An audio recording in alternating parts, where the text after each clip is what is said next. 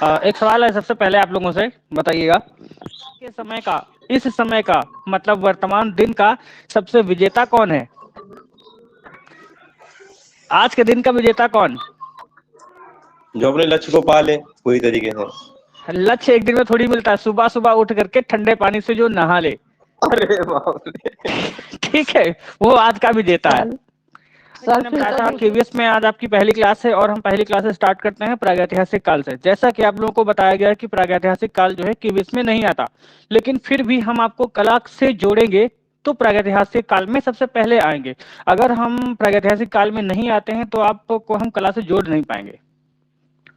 इसलिए सभी चीजें पढ़ लेना और याद कर लेना, एग्जाम में सही करके आना ही जरूरी नहीं है। इसके अलावा में ये भी जरूरी है कि आप कला क्षेत्र से हैं तो कला का जुड़ाव कहाँ से है, आखिरकार हम कला को कहां से पहचानते हैं, आखिरकार व्यक्ति कहां पे था जिसने कला की शुरुआत की, आखिरकार जो व्यक्ति है उसने कला ही क्यों बनाई। इन सभी चीजों को, इन सभी तथ्यों को, इन सभी पहलुओं को हम जानेंगे आज की क्लास में। इसीलिए हम स्टार्ट करना चाहते हैं प्रागैतिहासिक काल, क्योंकि सिंधु घाटी की सभ्यता हमने आपको लिखवाई थी कि सिंधु घाटी की जो सभ्यता है यहीं से आपका जो है सिलेबस स्टार्ट होगा।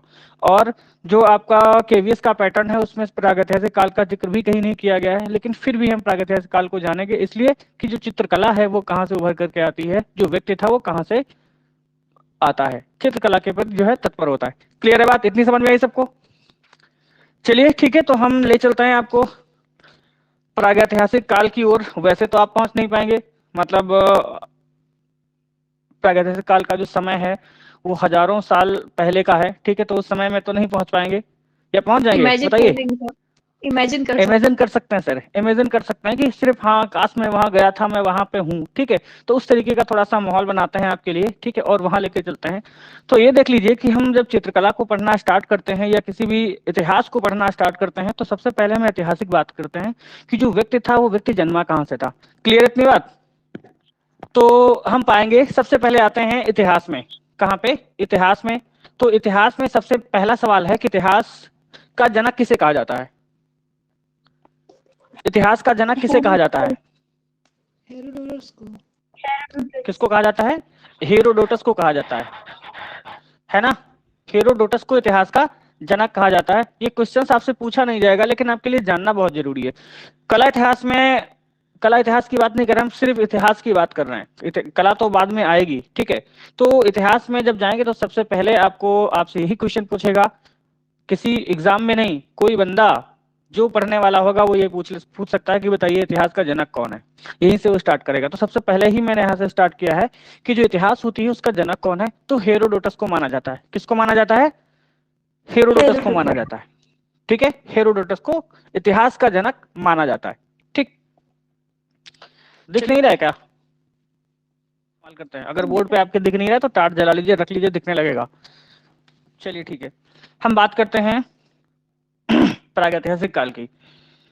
तो प्रागैतिहासिक काल से पहले हम ये बात करेंगे कि इतिहास को अगर जानना है तो हम उसको सबसे पहले कैसे जानेंगे, साधन मिले हैं या इतिहास जो हमको मिला है उसको जानने के लिए या उसकी जानकारी के लिए क्या किया गया, इतिहास को 3 भागों में बांट दिया गया। क्या किया गया? 3 भागों में बांट दिया गया। यहां से सुनिएगा, इतिहास से, इतिहास जो था इसको क्या किया गया? 3 भागों में बांट दिया गया, है ना? 3 भागों में इसको बांट दिया गया। पहला प्रागैतिहासिक काल,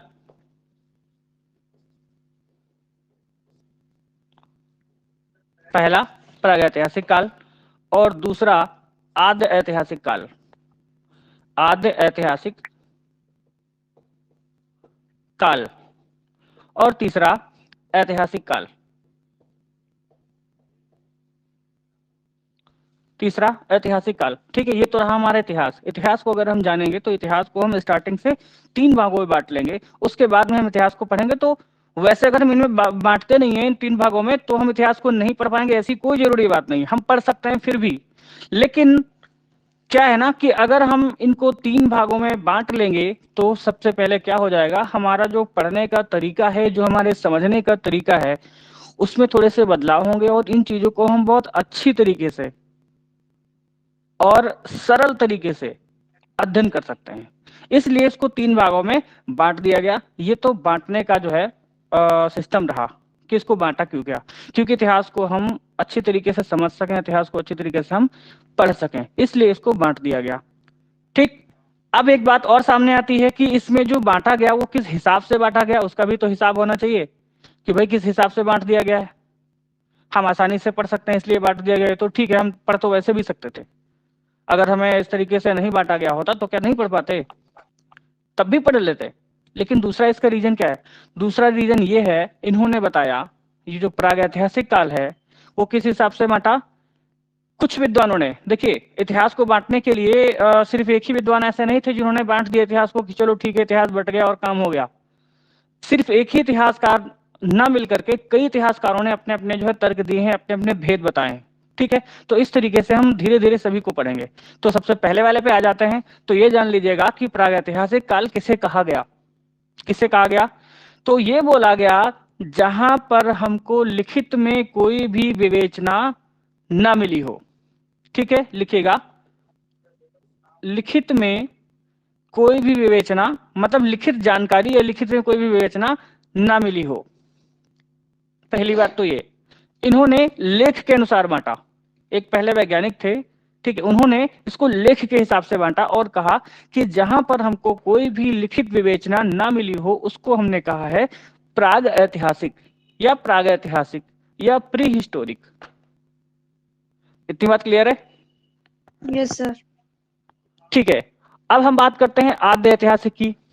अभी हम सिर्फ लिखावट के हिसाब से देख रहे हैं। किस हिसाब से?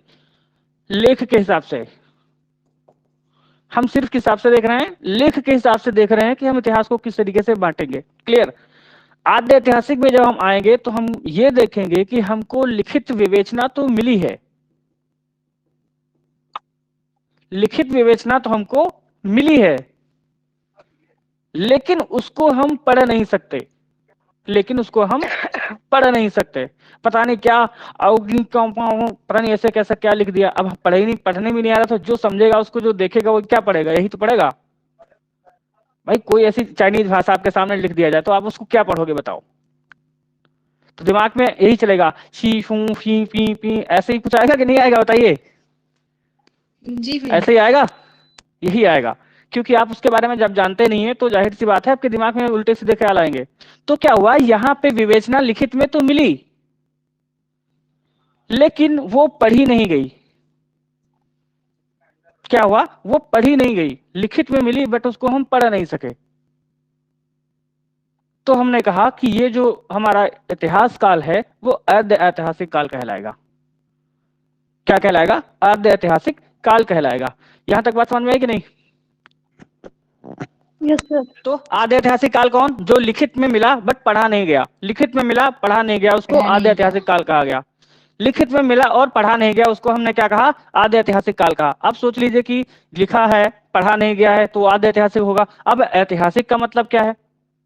ऐतिहासिक का मतलब तो पहली बात, ऐतिहासिक का मतलब ही यही है कि इतिहास की वो सभी चीजें जिनको हम अच्छी तरीके से जानते हों, है ना?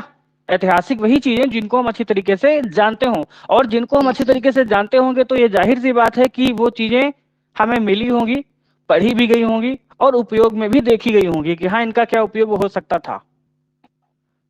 क्लियर है यहां तक? यस यस तो ऐतिहासिक काल कौन सा हुआ? जो लिखित में मिला हो, पढ़ा भी और पढ़ा भी गया हो। बोर्ड यहां तक दिख रहा है कि नहीं दिख रहा? अब ये तीन चीजें बिल्कुल क्लियर है कि नहीं यहाँ पे बताइए। ठीक, ये तो हमने जाना है लेख के हिसाब से।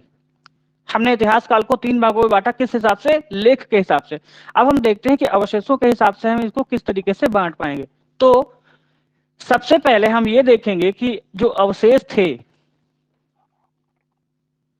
सबसे पहले हम ये देखेंगे कि जो अवशेष थे उनका हिसाब किताब क्या था।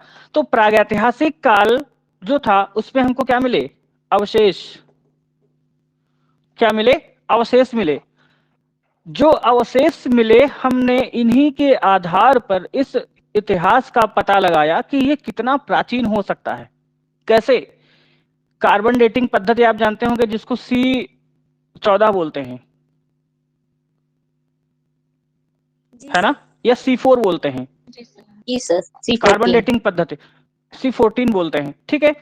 दरअसल उसमें क्या होता है ना कि जैसे कि आपके आसपास में जितना भी मटेरियल है सभी मटेरियल में कहीं ना कहीं कुछ ना कुछ % कार्बन रहता है, कोई भी आइटम हो। तो उस कार्बन के हिसाब से इसमें जो अवशेष मिले, उन अवशेषों के हिसाब से इन्होंने यह पता लगाया कि संभवतः ये कितने साल का हो सकता है। संभवतः मतलब 100% प्रूफ नहीं कर पाए कि ये वास्तव में इतने ही साल का होगा। ये बात यहाँ पे कहीं भी आपको इतिहास में लिखी हुई नहीं मिलेगी। उन्होंने सिर्फ संभवतः इसका समय बताया कि ये काल हो सकता है, ये समय हो सकता है, इतने वर्ष पुराना ये हो सकता है। इसलिए हम इस चीज को ये कह सकते हैं कि जो प्रागैतिहासिक काल है उसकी लिखित विवेचना कहीं भी नहीं मिलती है, और जो उसमें अवशेष मिलते हैं उन अवशेषों के हिसाब से हम ये पता लगाते हैं कि ये किस कालखंड का है या किस समय का है। तो ये जानकारी जब हम प्राप्त करते हैं इन दो तरीकों से, सिर्फ लिखित विवरण जो नहीं मिला, बिल्कुल अवशेष मिले और उनको जाना गया, उनसे पता लगाया गया, उसको हम कहते हैं प्रागैतिहासिक काल। इतनी बात क्लियर हो गई हो तो आगे बढ़ें। जी सर, Yes, sir. क्लियर है। अब हम बात आद्य ऐतिहासिक काल की।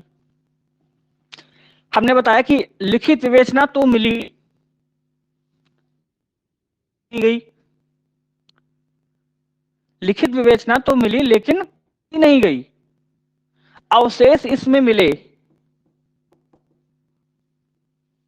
अवशेष इसमें मिले और उन अवशेषों के हिसाब पर भी पता लगाया गया। मतलब ये सिर्फ अवशेष के हिसाब पर थी, और ये जो थी लिखित विवेचना इसकी मिलती है बट पढ़ी नहीं जाती है, इसके अवशेष भी मिलते हैं, ठीक है, और उनसे पता भी लगता है कि कौन सा किस काम में आता था, किस काम में नहीं आता था। हालांकि जो अवशेष यहाँ मिले हैं इनसे भी थोड़ा बहुत पता चलता है, अधिकतम चीजें पता चलती हैं, लेकिन सभी चीजें पता नहीं चलती हैं। यहाँ पे क्या होता है, जो अवशेष मिलते हैं इनसे सभी चीजें क्लियरली पता होती हैं कि ये जो सामान मिला हुआ है, जो मटेरियल प्राप्त हुआ है, ये किसके प्रयोग में आता होगा या किस लिए बनाया गया होगा। बात क्लियर है यहाँ पर? सर कालखंड भी इसमें निश्चित करते हैं ऐतिहासिक काल की। जैसा कि हमने बताया कि ऐतिहासिक काल वह जो कि लिखित में भी मिला हो, पढ़ा भी गया हो, और ऐतिहासिक काल जो था यहाँ के अवशेष जो हैं आपको प्राप्त होते हैं, और इन अवशेषों के हिसाब से सब कुछ देखा गया कि कितना समय है, कितना समय नहीं है, और सभी चीजें यहाँ से व्यवस्थित की गई। ठीक है, तो इस हिसाब से अब तीनों को एक बार में ये देख लीजिए कि जो प्रागैतिहासिक काल है वो क्या है, जिसके क्या नाम है, जो जिसकी लिखित विवेचना नहीं मिली है और सिर्फ अवशेषों के हिसाब से, उनके मिले हुए पात्रों के हिसाब से, उनके मिले हुए मटेरियल्स के हिसाब से जिसका हम पता लगाते हैं, उसको हम कहते हैं प्रागैतिहासिक काल। जिसकी लिखित विवेचना नहीं मिली है प्रागैतिहासिक काल है, जिसकी लिखित विवेचना नहीं मिली है वो प्रागैतिहासिक काल है, और जिसमें अवशेषों के हिसाब से पता लगाया गया हो कि इसमें क्या था क्या नहीं था वो प्रागैतिहासिक काल कहलाता है। जिसमें लिखित विवेचना मिली है लेकिन पढ़ी नहीं गई है, जिसमें लिखित विवेचना मिली है लेकिन पढ़ी नहीं गई है और अवशेषों के हिसाब से पता लगाया गया कि ये कौन सा समय हो सकता है, उसको हम कहते हैं आद्य ऐतिहासिक काल। जिसमें हमको लिखित विवेचना भी मिली है, उसको पढ़ा भी गया है, जिसके अवशेष भी मिले हैं, सब कुछ मिला है विधिवत भली भांति, उसको हम ऐतिहासिक काल के दायरे में रखते हैं। बात यहाँ तक क्लियर है? अब हम बात करते हैं कि हमने तो ये तो देख लिया कि ऐतिहासिक काल था, प्रागैतिहासिक काल था, आद्य ऐतिहासिक काल था, लेकिन संभवतः इसका समय क्या हो सकता है, किस समय को हम क्या नाम है आद्य ऐतिहासिक काल कहेंगे, किस समय को हम ऐतिहासिक काल कहेंगे, और किस समय को हम प्रागैतिहासिक काल कहेंगे। ठीक है, तो हम बात करते हैं प्रागैतिहासिक काल में आते हैं। तो हम सबसे पहले आएंगे यहाँ पे क्या था, प्रागैतिहासिक काल मतलब बहुत पहले का समय, प्राग मतलब बहुत पहले का, ऐतिहासिक मतलब इतिहास में जो मिलता है उससे बहुत पहले का समय जो था हमारा क्या, पाषाण काल। क्या था? पाषाण काल। ठीक है, क्या था? पाषाण काल था। पाषाण काल जो है, पाषाण काल का समय क्या है, अगर आप यूपी टीजीटी और रीता प्रताप के हिसाब से चलेंगे तो इसका समय माना जाता है पाषाण काल का 50,000 से। ठीक है, कितना माना जाता है? 50,000। 50,000 से, ऐसे लिख लीजिए, 50,000 से माना जाता है। 50,000 से कब तक माना जाता है? 5,000 या 3,000 तक, BC तक। अब बात समझ में आई?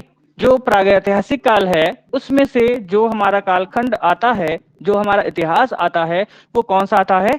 पाषाण काल आता है। पाषाण काल का समय यूपी टीजीटी के हिसाब से माना जाता है 50,000 ईसा पूर्व, 5,000 या 3,000 क्या नाम है, ईसा पूर्व तक या बीसी तक। अगर ये एनसीईआरटी के बेस पे एनसीईआरटी के बेस पे देखेंगे तो इसमें क्या पाएंगे? इसको हम पाते हैं आदि से या 26 लाख से, बीसी से 2500 बीसी के मध्य। बात क्लियर हुई?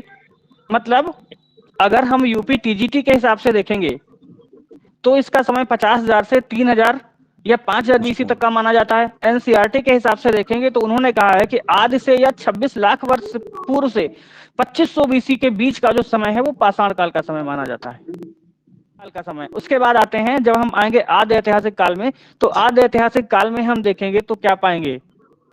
देखिए, आपने देखा था 3,000 बीसी का समय यूपी टीजीटी के हिसाब से, ठीक है, 3,000 बीसी का अंतिम समय था। अब 3,000 बीसी का अंतिम समय के साथ साथ में ही आ जाइए आद्य ऐतिहासिक काल जो है उसको हम कहते हैं सिंधु घाटी की सभ्यता।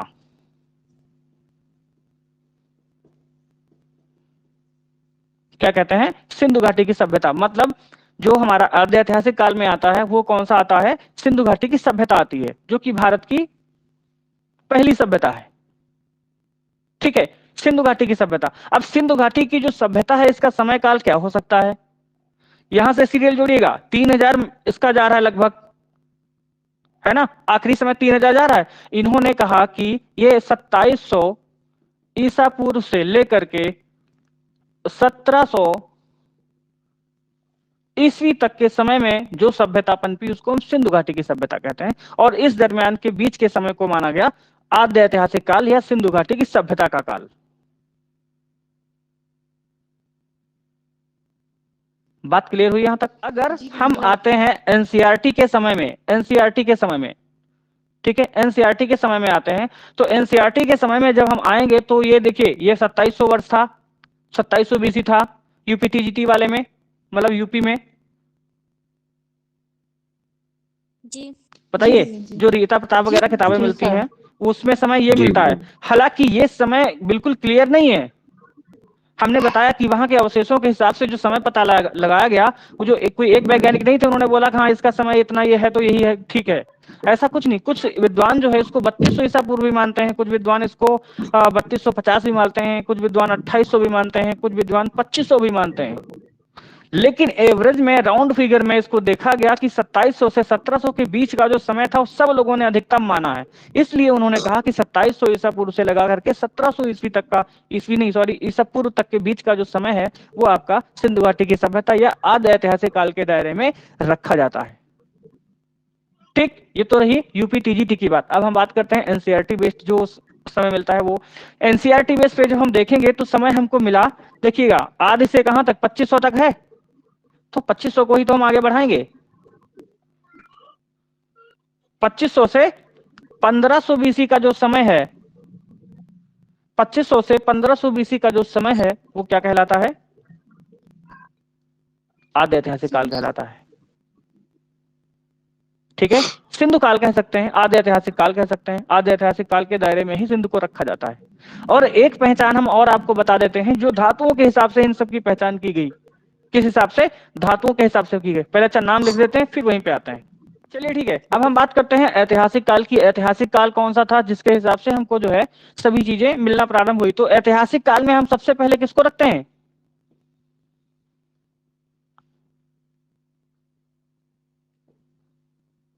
वैदिक काल को। किसको? वैदिक काल को। वैदिक काल को क्यों? हमने जैसे कि बोला, यहाँ पे लिखित सामग्री मिली, उसको पढ़ा भी गया, जो अवशेष मिले उसको देखा भी गया, हर चीज से उसको भलीभांति पहचाना गया, इसलिए इसको क्या कहा गया? ऐतिहासिक काल कहा गया। अब देखिएगा, वैदिक काल जो था उसमें सबसे अधिक धर्म ग्रंथों की रचना हुई, जो किस भाषा में हुई? संस्कृत। संस्कृत में हुई ना। अगर वो चाइनीज भाषा में चीपो और पता नहीं क्या क्या लिख देते तो क्या पढ़ पाते उसको? या सिंधु घाटी की जो सभ्यता थी, जो या फिर जो पवित्राक्षर लिपि होती है, या कूटन लिपि जो होती है, लिटन लिपि जो होती है, इन सब में अगर लिख देते तो क्या आप उसको पढ़ पाते? नहीं पढ़ पाते ना। तो ये भी तो सभ्यता इसी के दायरे में आ जाती है ना। आधे ऐतिहासिक में मैंने देखा तो, लेकिन पढ़ नहीं पाए। ठीक है, तो क्या हुआ वैदिक काल में? क्या हुआ वैदिक काल में? जो चीजें लिखित में मिली वो सभी चीजें पढ़ी गई, जिसके अवशेष हमको आज भी मिलते हैं। जो चीजें आज भी हम पढ़ते हैं, जो धर्म ग्रंथ हैं, वो लगभग वैदिक काल में रचे गए, जो कि आज तक हम पढ़ते चले आ रहे हैं। पढ़ते हैं कि नहीं पढ़ते हैं? पढ़ते हैं, सभी लोग जानते हैं, सभी लोग परिचित हैं, सभी लोग जानते हैं, सभी लोग परिचित हैं, और सभी लोग उन चीजों को आसानी से पढ़ सकते हैं। क्या नाम है, C14 के हिसाब से इसको जो है चेक भी किया गया, और जब चेक किया गया तो एवरेज निकाला गया कि ये लगभग किस समय का हो सकता है। तो 1500 पे हमने ये 1700 पे छोड़ा था, 1700 पे छोड़ा था तो, और ये 1500 पे छोड़ा था तो 1500 से ही ले लीजिए इसको। 1500 BC से लगा करके कहां तक आया? 500 तक या 600 तक? 600 तक सर, 600 BC तक। 600 BC तक का जो समय काल है वो वैदिक काल के दायरे में आता है। और जब वैदिक काल थोड़ा सा और आगे बढ़ जाता है, इसका विखंडन होना प्रारंभ हो जाता है, तो यहीं से 6ठी शताब्दी से ही, 6ठी BC से ही यहाँ पे राजवंशों का उदय होता है। किसका? राजवंशों का। और सबसे पहला राजवंश कौन सा बनता है? हर्यक, जो कितने का था? 544 BC का। जी सर। 544 BC में जब हर्यक राजवंश बना, और राजवंश सब निरंतर आगे बढ़ते चले गए, तो उसके बाद कौन सा आया? शिशुनाग आया, मौर्य आया। और मौर्य काल जब आता है तो मौर्य काल आने के बाद में इतना ज्यादा प्रचार प्रसार कर देता है मौर्य काल आकर के, कि सभी लोगों को मतलब अधिक से अधिक चीजें पता चलना स्टार्ट हो जाती हैं। जो आज के समय में जो पुख्ता प्रमाण प्राप्त होते हैं वो मौर्य काल से ही माने जाते हैं। पुख्ता प्रमाण, वैसे तो ऐतिहासिक ये सभी चीजें हैं, लेकिन पुख्ता ऐतिहासिक नहीं है। पुख्ता प्रमाण हमको कहां से मिलते हैं? मौर्य काल से मिलते हैं। मौर्य काल आया, मौर्य काल के बाद में अपना कुषाण और क्या नाम है, कुषाण आए और शुंग आए, और फिर बाद में जो है गुप्त काल आया, चालुक्य, चंदेल, फिर मुगल आए, राजस्थानी शैली हुई, फिर अंग्रेज आए, अंग्रेजों के बाद में क्या बोलते हैं, गांधी जी आए, गांधी जी के बाद में हम लोग आ गए। सर ये राजवंश बात क्लियर है ना यहाँ तक? क्या भैया? तो इस चैप्टर को छोड़ दीजिए, सिर्फ समझने के लिए रखिए इसको, ठीक है? इसको सिर्फ समझने के लिए लिखिए, यहाँ से ही नीचे का मत लिखिएगा। मैं आपको सिर्फ जहां पे आप हैं इस कहानी से पिछली कहानी को जोड़ने की कड़ी के रूप में मैंने इसको बताया, बाकी कुछ नहीं है, ठीक? तो समय इसका 1500 से 600 BC। तो उम्मीद करते हैं आपको ये पता चल गया होगा कि जो हमारा इतिहास है, जब से स्टार्ट होता है और तब से लेकर के अब तक में जो भी गतिविधियां हुई हैं, वो सभी आपके सामने पूर्ण रूप से नहीं, लेकिन हाँ एक दृष्टिकोण के तहत समझ में आ गई होंगी। क्योंकि जो प्रागैतिहासिक काल था, प्रागैतिहासिक काल में ही पता नहीं कितने हजार वर्ष लग गए, और वो हजार वर्षों को मैं 2 मिनट में थोड़ी बता पाऊंगा। लेकिन आपको एक पृष्ठभूमि समझ में, इतने साल पहले प्रागैतिहासिक काल था, फिर ये काल आया, फिर उसके बाद ये, उसके बाद राजवंश आए, फिर राजा हुए, राजाओं के बाद में अपना आधुनिक काल आया, फिर हम लोग आए।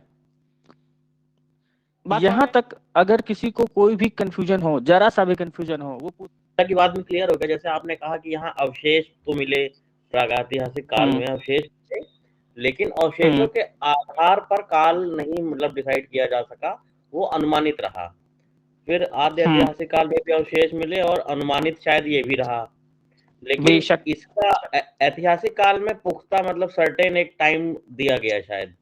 हाँ, वो यहाँ से दिया गया वैदिक काल से, वो कार्बन टेस्टिंग और मतलब जो पुख्ता प्रमाणों के हिसाब से। हाँ, पुख्ता प्रमाणों के हिसाब से। हालांकि इधर का जो सिस्टम था, कार्बन डेटिंग इसमें भी लगा, C14 इसमें भी लगा, लेकिन C14 इसमें लगने के साथ साथ में जो और वैज्ञानिक थे उन्होंने भी तो अपने प्रमाण दिए कि नहीं ये इसका इतना नहीं इतना होगा, इतना नहीं इतना होगा। अब सिर्फ एक ही कैंडिडेट की बात तो मानी नहीं जाएगी। C14 में जो काम करने वाले थे वो भी तो कोई ना कोई वैज्ञानिक ही होंगे। ऐसा तो था नहीं कि C14 एक कंप्यूटर था और उसको छोड़ दिया गया, जाओ पता लगाओ। और जो सिंधु घाटी में मिला था उसमें जो मिला है उसका समय क्या है। तो क्या ऐसे थोड़ी C14 काम करता है। C14 एक ग्रुप था जिसमें कुछ व्यक्ति ही काम कर रहे थे। उन लोगों का कहना था कि इसका समय ये हो सकता है, मैंने इस हिसाब से पता लगाया है, और C14 कहा जाता था कि ये सबसे बढ़िया चीज है और इस हिसाब में मतलब जो समय निकल के आएगा वो अच्छा समय निकल के आएगा, मतलब ओरिजिनल निकल के आएगा। लेकिन इन लोगों के अलावा में और भी वैज्ञानिक थे जो कई क्षेत्रों में काम कर रहे थे, उन्होंने भी इसका जो है रिसर्च किया। तो उन्होंने कहा नहीं, इसका ये समय नहीं है, इसका समय थोड़ा बहुत इधर उधर भी हो सकता है, और उन्होंने बताया कि 3200 ईसा पूर्व है। अभी जब हम आएंगे चीज है इसमें यूपीटीजीटी और एनसीईआरटी दोनों का समय यही है 1500 से 620 ही। ये वाला, हाँ, इसमें दोनों का, क्योंकि यहाँ से ऐतिहासिक चीजें मिली ना, इसलिए यहाँ से लगभग समय जो है फिक्स मिलता है। इसके पहले का जो समय है इसमें बहुत ज्यादा गड़बड़ हो गई, ठीक है, इसमें बहुत ज्यादा गड़बड़ हुई। इनमें प्राप्त अवशेषों के हिसाब से भी इनका नामकरण हुआ, पहली बात, क्लियर। इनमें प्राप्त अवशेषों के हिसाब से भी इनका नामकरण हुआ। जैसे प्रागैतिहासिक काल को क्या कहा गया? पाषाण काल। और पाषाण काल में सबसे ज्यादा प्रयोग किसका हुआ? पत्थरों का। पत्थरों का हुआ। हालांकि इसलिए मैंने लिख दिया यहाँ पे, इसको पाषाण काल कहा गया, ठीक है। क्या कहा गया? पाषाण काल कहा गया, या फिर इसको पाषाण युगीन भी कह सकते हैं। पाषाण युगीन, पाषाण युगीन अगर कहेंगे तो आप समझ लीजिए आपसे प्रागैतिहासिक काल के बारे में बातचीत चल रही है। किसका प्रयोग हुआ यहाँ पे? पत्थरों का। जो सिंधु घाटी की सभ्यता है इसमें किसका प्रयोग हुआ? कांसे का। कांसे मिला ना, तो इसको कांस्य युगीन सभ्यता बोला गया। कांस्य युगीन,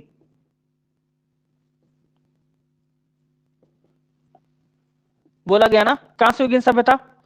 वैदिक काल में क्या मिला? लोहा मिला भैया। लोहा मिला। तांबा नहीं, तांबा छोड़ दीजिए, तांबा भी एक स्टेप बैक चलेंगे तब बात करेंगे। यहां से मिला लोहा, इसलिए इसको कहा गया लौह युगीन सभ्यता। अब थोड़ा सा पीछे चले आइए। पाषाण युगीन सभ्यता जो थी इसको बांटा गया था 3 भागों में। जो प्रथम चरण था वो पूर्णतया जो है पत्थर का था। द्वितीय जो चरण था वो भी लगभग पूर्णतया पत्थर का। जो तृतीय चरण था, वो तृतीय चरण का जो अंत होता है तब उसमें खोज हो जाती है किसकी? तांबे की। इसलिए उसको ताम्र पाषाण कालीन भी कहा जाता है, ताम्र पाषाण युग। अब इसमें युग क्यों लगा, पाषाण क्यों लगा? पाषाण इसलिए लगा क्योंकि ताम्र का इन्होंने प्रयोग किया, न कि सिर्फ ताम्र का प्रयोग किया। मतलब ताम्र का प्रयोग किया लेकिन पत्थर के साथ किया, इसलिए इसको कहा गया ताम्र पाषाण युग या ताम्र पाषाण काल, ठीक है। मतलब तांबा भी मिलाया गया और पत्थर भी मिलाया गया। अब तांबा और पत्थर गला करके एक साथ में मिलाने का काम नहीं कर रहे थे क्या? ऐसा तांबा और पत्थर एक साथ में मिला सकते हैं? नहीं सर, नहीं ना। लेकिन क्या हुआ कि जैसे ये पत्थर है, इस तरीके का पत्थर है, और इस पत्थर यहां से ऐसे काट छांट लिया, थोड़ा सा नुकीला बना दिया, इस तरीके से बना दिया। अब क्या किया, जो तांबा था, तांबे को ऊपर से इसमें चढ़ा दिया, तो क्या हुआ, ये इसकी नोक मजबूत हो गई कि नहीं? धारदार हो गई कि नहीं? हो गई ना। और फिर यहाँ से पीछे से डंडी लगा दी। अभी ये कितना बेहतरीन कमान बन गया, जिसको मारो सीधा पार, हेडशॉट वाला भाला बन गया ना। तो इस तरीके का माहौल रहा है आपका यहाँ का। एक बार फिर से रिवीजन में आते हैं, रिवीजन कर लेते हैं, फिर बाद में हम आपसे पूछते हैं। देखिए, हम बात करते हैं